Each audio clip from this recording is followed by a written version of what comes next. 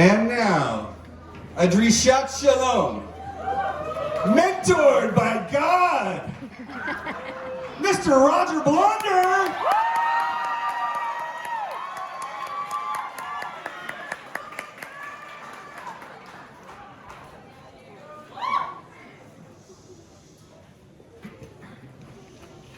A month ago, I didn't know that this was going to be my last year at DTHS. It wasn't in the plan. But 18 years ago, I didn't know that I was going to be a high school teacher at all. That was never in the plan. So what happened? Quite simply, I was called. Not in some dramatic, religious, biblical kind of way. No angel appeared on the road. I didn't have a vision or a dream or hear a voice in my head or from the clouds. 18 years ago, it was an appeal by Dr. Powell that I could make an impact and benefit by an anchor in my life and career. And last month, it was a series of unexpected conversations with people that unexpectedly illuminated to me a dimension of my soul that had been hiding, with my knowledge and the knowledge of those who know me best for a long time. Ready or not, here I come. We've all played both sides of that game, hiding behind a curtain with anxious anticipation, hoping we won't be discovered, and then the voice from the other side announcing that the hunt is on. Last week, Jared suggested, and then Rabbi Lev called to ask if I would like to do a Drishat Shalom today in honor of my what? I'm not retiring. I'm pulling up the anchor, setting sail for new horizons, starting a new chapter. I agreed and looked up the Parsha to find that this week we started not just a new chapter in the Torah, but a new book, the book of Leviticus. In the world of Torah and in our lives, a book is more substantial than a chapter. Elementary school, middle school, and high school are chapters. Childhood is a book. Establishing a career and starting a family is a book. Genesis and Exodus are books. In Hebrew, the book of Leviticus is called Vayikra, which means, and he called. So today we begin the book of, and he called. So what does it mean to be called? How do you know when or if you're truly being called? Is that even a real thing or just the imagination at play? Is there a psychological diagnosis for believing that some message is trying to reach you? That your life has meaning and it is up to you to listen for it, interpret it, and act on it? In Hebrew, the phrase pay attention is translated as sim lev, which literally means to put heart. How can we learn to put heart into the words that we hear and the events that we experience and the sense in our souls that we have a purpose?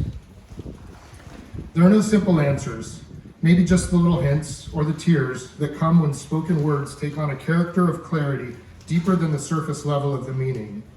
The people I was talking to last month could not have imagined that they were delivering some grand or holy message or directive for my life.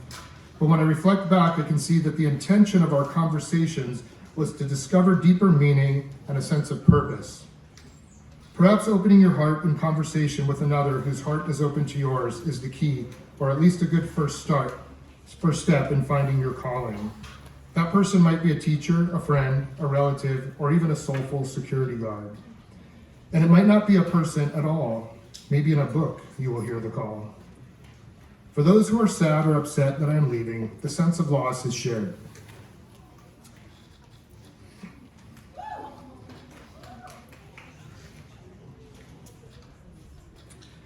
This is not a light decision, but it is a decision of light. Maybe just a glimmer in the distance. This can be tough. But with each word, it grows.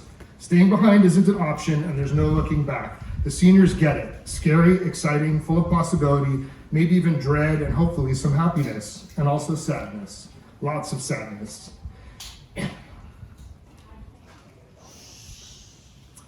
It's not easy to leave what you love, even if sometimes it's difficult, because what you love doesn't always understand you the way that you understand yourself. There's so much more to write and project, and that's where I plan to begin this new book of life, with words and films, maybe shows and events, or maybe something totally new that calls out along the way. Credit and thanks to Mr. Spall and Ms. Howard for a grounding conversation about facing reality and listening to your soul. To Liel for a holy conversation about going forth with faith, and for the invitation to graduate.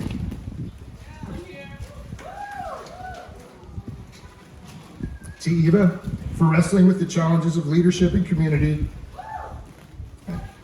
and to David for generational wisdom and encouragement about taking risks.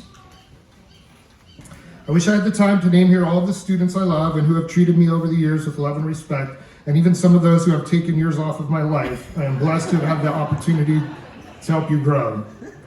Thanks to Tony for our bromance.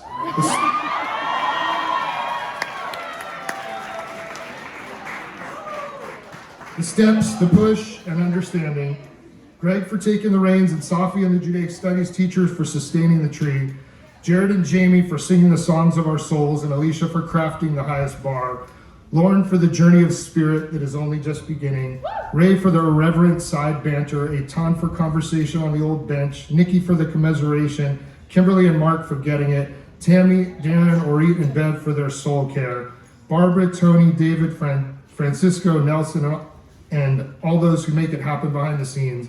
Amanda, Arcadia, Matt, Michaela, and Toma for creative fire and hope for the future. Bruce, Benny, Dina, Diane, Justine, Erica, Devin, Becca, Haim, Lisa, and all those I haven't mentioned by name here now and who have flown on to new worlds. Jalen and Noah for loving.